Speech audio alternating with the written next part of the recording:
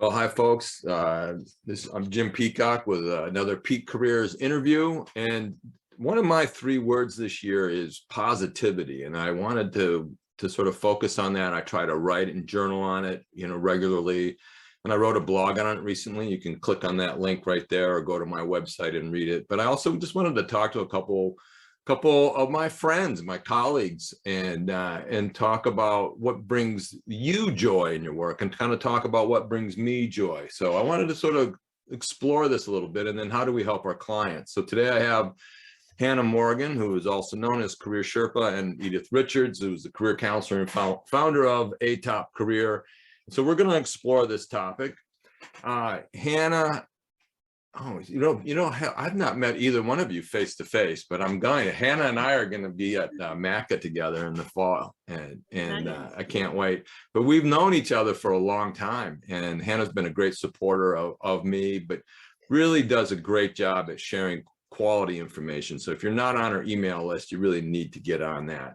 And Edythe is one of those other people I've met through other folks online, and she now teaches a class for me on EQ at work. And Hannah also has a class on how to use social media in beyond LinkedIn. So they're both people that I know well and trust, and am very proud to say they're friends of mine and colleagues.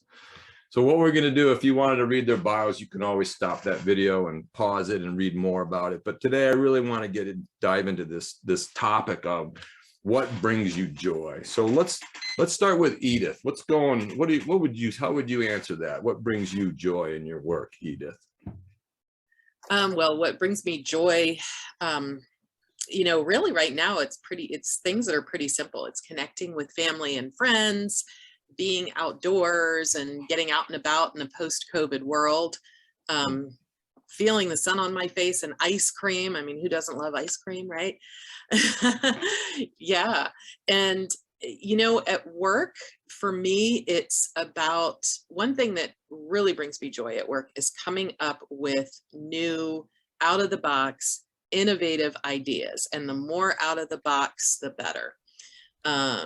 Whether it's, working on an idea for a new project or a new way of doing business, or working with a new group of people. I'm really all about kind of the startup phase of a project, and that's just great fun for me. Connecting with people, meeting new people, finding a way to break the ice with people so everybody's engaged and working together productively, that brings me a lot of joy too. And, listening to people, that's another one, is really tuning in and hearing what people have to say, because everybody's got a story to tell. And I just think that the more we can be there in the moment with people and tune in to what they're saying and really hear them and kind of shut off all of these internal voices that might be going on in our head. If we can all do that a little bit more, what a fantastic place this world would be, right?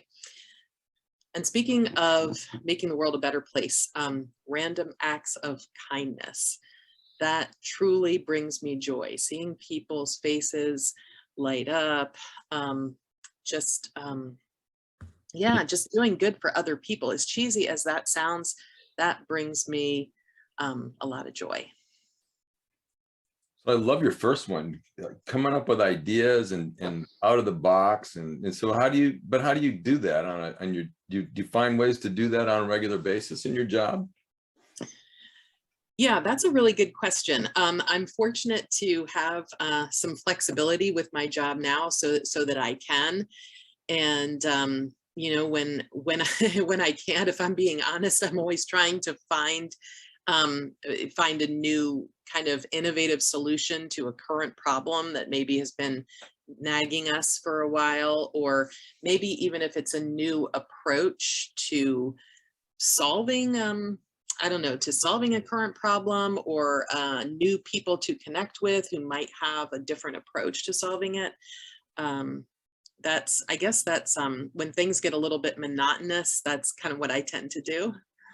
It's interesting. So it's not really I mean, if you were looking at a job description for your job, those, you didn't really talk about the tasks and the duties that are in a job description, right? You talked about that, the creativity and the connection. I mean, I think that's so important for people to remember that sometimes it's not simply the tasks and duties you're assigned, but sometimes it's really all the other, how do you sort of approach it, right?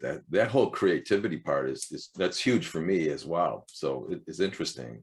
Yeah, I mean, I know that this is just one of my strengths, and this is by virtue of who we are as career practitioners. We tend to be very aware of our strengths and kind of what we're bringing to the table here. And so I know this is one of them. But maybe for folks who are tuning in who you might be wondering about this, is that's one thing to think about is is creativity and coming up with new and original ideas important for you, and if so, how can you find a way, or is there a way for you to do this more?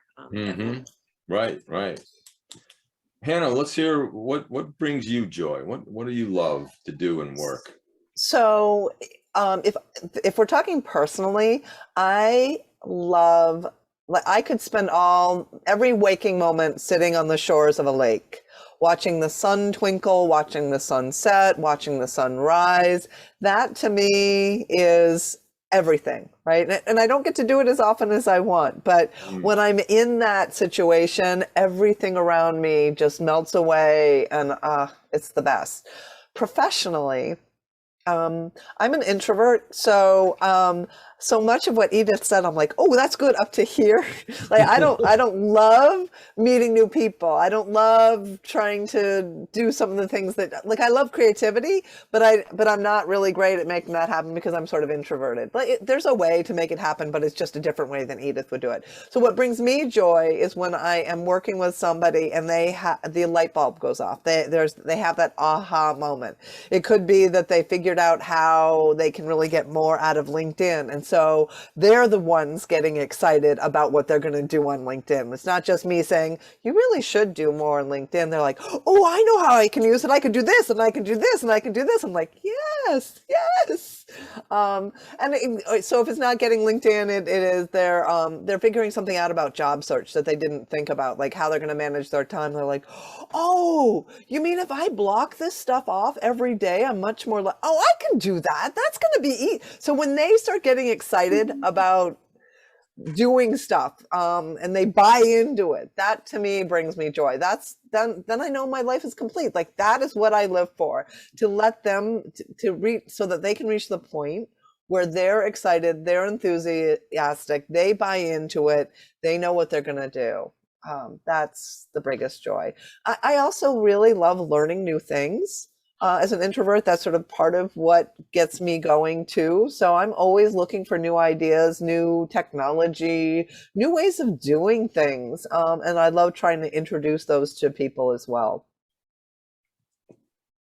Interesting. So you're talking about sitting at the lake, like I have a meditation tape that I listen to on my phone. It's an app, and it says go to a place that you're happiest. There was a lake up, it's Spencer Lake up in northern Maine, and I remember being up there fishing with a buddy. It's just there's something really calming about that. So sometimes those little pieces of joy that we have in our personal lives, we got to remember those even for our work life. And a lot of times I try to take a meditation break, in the middle of the afternoon, just to sort of take a walk away from work. And that's one of them. And so one of the wonderful things to have come out of COVID is that I think people are paying more attention to what brings them joy. It become more important, and they are now, many, not all, sadly, but many more people have the ability to bring that personal joy every day, not just on the weekends, right? When they're not working, that it can be part of their daily life. Yeah. It's so true, Hannah. It's like, and I think people are more aware now too of this balance that they have in their lives between the personal and the professional, and much more likely to take those steps to find joy. Yeah. Because life is short. Yeah.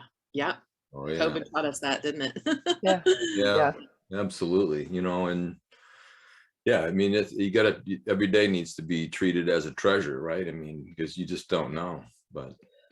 So along those lines, one more thing I'll say, I have kids that are in high school and they missed out on 2 years of socialization, sports, in classroom learning.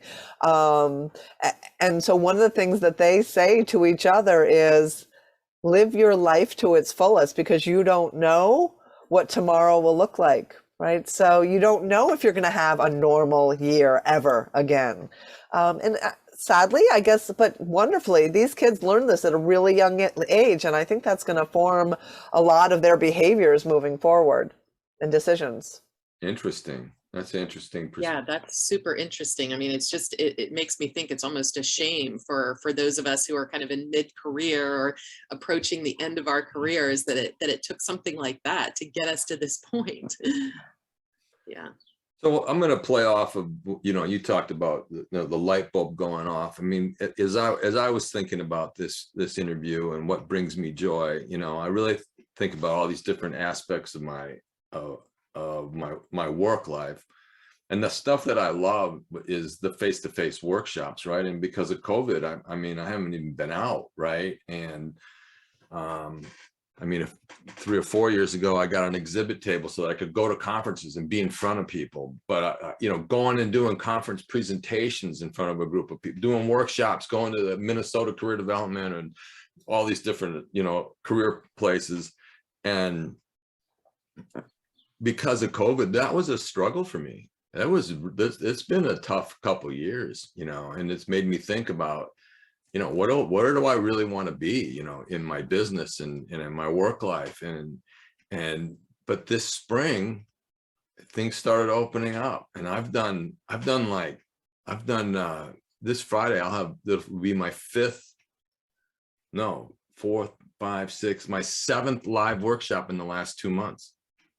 And I got to tell you, when I was thinking about this interview and stuff, talking what brings me joy, this was just a great reminder about being in front of a group of people and seeing those aha moments. I mean, it's like, and it's so different on Zoom. I've done trainings on Zoom for the last 2 years. You can still share information. You can still do a lot of great stuff, but you can read a room so much better. You can see that, when someone's getting fidgety, you almost get a sense of why they're fidgety. They're fidgety because you're going too fast and they don't get it, or you're going too slow because they already got it, or do they just need to go to the bathroom, right? I mean, you don't know, right? On Zoom, you just don't know, right? I mean, it's so hard. Where in a room, you get, when people are like moving along and they're like, oh my God, that's great, and that's just happened. Yeah, I did 2 workshops yesterday up in Bangor, and it was like, there were times that the people in the room were going, oh my God, that's great, and it's like, oh, just don't even pay me for, well, don't forget to pay me. But anyways, I love this, right? I mean, that's really, truly what brings me joy, is getting out in front of people and sharing information that will help them move forward, right? I mean, so much of what we do, and I was going to say this with you, Hannah, and your light bulb going on, so much of what we do is help people change their mindset. So that, I mean, we're like a little bit like the Wizard of Oz, right? I mean, we're not giving anybody something they don't already have. They just need a mindset change that says, oh, I could do it this way. Oh, and then the whole world looks different for them, right? I mean, the lion always had courage, right? The Tin Man always had the brains, and I think our clients, they really always have. They got the pieces, right? Yeah, but they need someone to help us shift that mindset. And when they do get it, there's brings me a lot of joy, like it does, with probably both of you. But so I want to shift gears a little bit here, and we'll see where we circle back to. But I want to talk about, we kind of know that, as Edythe pointed out, a lot of times people who are in this business, we spend more time doing that kind of reflection. We kind of know what we really like and parts we don't. But how do we go about helping our clients do this? How do they, when we're working with someone, how do we really help them try to find this joy? And Hannah, we'll start with you. What do you do? So, when you talk about the Lion, the Tin Man, and the Scarecrow and the Wizard of Oz, they had it all along, and it's deep inside them. And so part of, besides the discovery part of it, what I love doing is helping give them permission to accept whatever it is they've discovered. I had a client once who had been in insurance sales all his life, and he was laid off. He was in his late 50s. And I asked him what he wanted to do, and he said, well, my dad always told me that I had to have a white collar job, but I really loved working with my hands, and I always wanted to do something more blue collar. I'm like, okay, so what do you want to do next? He's like, insurance. Like, really? Why are you saying that? Why do you need to do that? It's like, because I'm still hearing my dad in the back of my head. So I said, well, maybe you don't need to listen to your dad anymore. So, and he went off to get his CDL truck driver's license, where he could, drive those trucks and work on the engines. And he was really happy with that. That's what he wanted to do his whole life. Isn't there? That's something, just to help them change that view of things and give them permission to move forward. Right. Yeah. And who does that? I mean, who else is going to do that? Right. I think that's what people don't understand is in this sort of career coaching relationship. We're there to kind of help people change their mindset, but sometimes it just sort of to nudge people and go, think about it. Just think about it in a different way. Do you really need to only do insurance? You're 50 some odd years old. Could you do something else? Well, I guess so. And they don't, but who else is going to do that? Who else is going to nudge them? No, none of their salespeople friends are going to do it. And their family's not going to do that for them because they're financially scared. And what if he goes to become a truck driver and he doesn't make enough money and then we're financially ruined? So it has to be somebody who doesn't have a vested interest in. Yeah. I love it. That's a great story. Edythe, how do you approach this helping clients? Yeah, there was something that we were talking about earlier about getting clarity with what it is that you want to do. Just being clear about what your strengths are, what your interests are, and then at the same time, and maybe just as importantly, things that you really don't like to do or things that you do need to develop. So I think it's important for our clients to do that in whatever way is most useful for them. Some people just they prefer to read about it or reflect about it on their own. Some people might do better with a coach, having these conversations with a coach or a counselor who can help draw out some of this information and ask meaningful questions to provide those light bulb moments that you all were talking about. And then assessments also can spark some of this too, and those can be really helpful if they're interpreted in a way that's meaningful for the client. So those are some ways to kind of help them get that clarity, which I think is super important, because to me that's kind of the baseline for how we move forward, right? Because if we don't have if we don't know what it is we're looking for, how are we going to find it?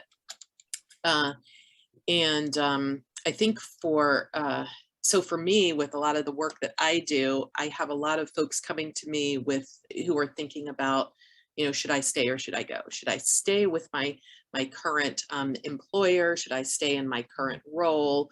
Or should I go on to something else? And if so, what is that something else? I really like what Hannah said about getting permission to do that. And what I like to do is to have conversations with people around what that means to them. And it's not necessarily just about work duties and work, job descriptions and stuff. It's thinking about what you're doing in your job on a daily basis. Like, what tasks do you do that you really enjoy doing, and where time just passes so quickly when you're doing it because you get so involved in what it is that you're doing. We want to try to have more of those if we can. And I think a lot of people don't kind of stop to think about what those are. And along these lines, another thing, it's really hard to find a job where we do have, close to 100% of doing things that we love to do that bring us joy, right? But if we can partner with somebody else who can fill in those gaps, that can be really helpful too.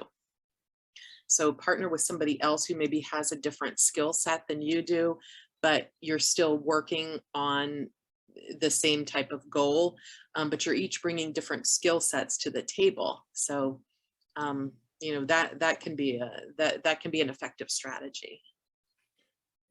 I'm glad you pointed that out, because it's so I like to use skills card sorts. So people say, I like these skills. I don't like using these skills. I'm really good at these skills. I'm not so good at these skills. And you end up being, and having the cards helps them at least react to a skill, rather than, because if you just ask someone, what are your top 5 skills? They're like, I communicate well, I work well independently. They say, you know, the things that don't mean anything, but by having the cards, they do it. So what happens is you find out there's some cards that they don't like to use, skills they don't like to use, but they're actually good at them. And so what happens is the boss gives you more of those. And so then, to your point, Edythe, people then get burned out. But, and so it's not only is it important to look at what do you love to do, but you also got to look at what you don't like to do, but you might be good at, so that then you can have that conversation, right? You could have that conversation with your boss saying, you know what, is there any way that we can just give me more of these? And if there's a way I could do less of these over here, you know, I'd be pretty stinking happy here, right? But it starts with clarity. As you said, it really starts with being clear about what it is that you do. And again, you could use assessments or whatever. But the workshop I did yesterday was a blast. It was all about helping these career navigators help the students they were working with identify their strengths. That's really what I did 2 workshops yesterday. And I had, one was based on this sort of set interview, appreciative inquiry interview, where you have a set questions and you just what do you love to do? And then the person talks, and there's a couple prompts that you can ask. But what comes out as they're telling the stories is some of those skills. What comes out is what their real joy is. And then I did another activity after that, which was, it's designed to help people come up with a LinkedIn headline and fill in their about section. So there's like prompts. What are the skills? What do you want to be known for? What are your top 5 skills or 10 skills? How would other people describe you? And what happens, what comes out in that conversation invariably is people will say things they hadn't ever said before.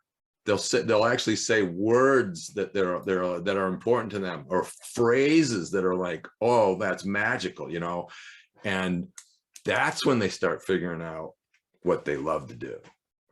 And then, because it was a bunch of people that knew each other, so I could say, well, what else can you say anything more about this person and about how good they are? And they'd start saying it. Another person's like getting embarrassed, right? But they're hearing the message. They have all these skills, and that's what they, you know, you could hear it yesterday. That's what I love to do. And it comes out just by, sometimes it's just asking some of those open-ended questions, right? What do you love to do? What's your greatest accomplishment? And buried in that is some of the magic.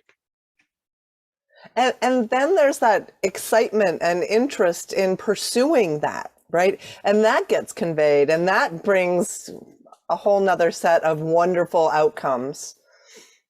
Yeah. Great stuff, folks. Great stuff. So I'll have to include, I made myself a note. I actually wrote a blog, an article a number of years ago now about academic advisors or career advisors are the Wizard of Oz, basically. I'll share that, because it was a fun one to write. About what we really do, and we really are the Wizard of Oz. We're not, people are coming to us, they already have the skills, they already have them, right? We proved that. We've already said this the whole time. They already have the skills. They haven't been able to articulate them, or they didn't have the confidence to say, I can really do that, or they didn't understand their own uniqueness, right? everybody can do that. No, not everybody can do that, right? I mean, and that I think people, they have these natural aptitudes and abilities, and they just think everybody can do it. You know? Yeah, they take it for granted. A lot of us, and I mean, I fall into that category myself too, because it's just something that comes so naturally to me, that somebody else, you know, they struggle to do, and vice versa. I mean, why doesn't everybody want to be in front of a group of people all day long talking and interacting? You know, like I'm an extrovert. I'm an extrovert. I'm like, for years, I'm like, what do you I mean? have no idea. That's my life. Like, that would be my life there, being on stage almost every minute of every day. I'd be perfectly happy. Yeah. Hannah's got her we've got our stage, Jim. Yeah. I mean, but that was a real aha moment. I can remember years ago, you know, and my view of the world is an extrovert's view of the world. And I didn't understand that I actually, running meetings, for example, I needed to give airtime to everybody. And I suddenly, when I discovered that, you know, I realized that there was we were leaving a lot of intelligence on the table, right? You know, we were leaving a lot of really good ideas at the table because the introverts weren't getting the airtime, right? And so some of this is, you know, again, just being this awareness, right? And that's why the Wizard of Oz article, you know, is like, Wizard of Oz wasn't even there, right? I mean, he wasn't even a wizard. And these people all discovered something about themselves. And I think, and they found the stuff they love to do, right? And I think that's what we do. And I think that's what makes us love what we do too. But anyways, any other final thoughts on what brings you joy, or how you might help other people bring joy and find joy in their work?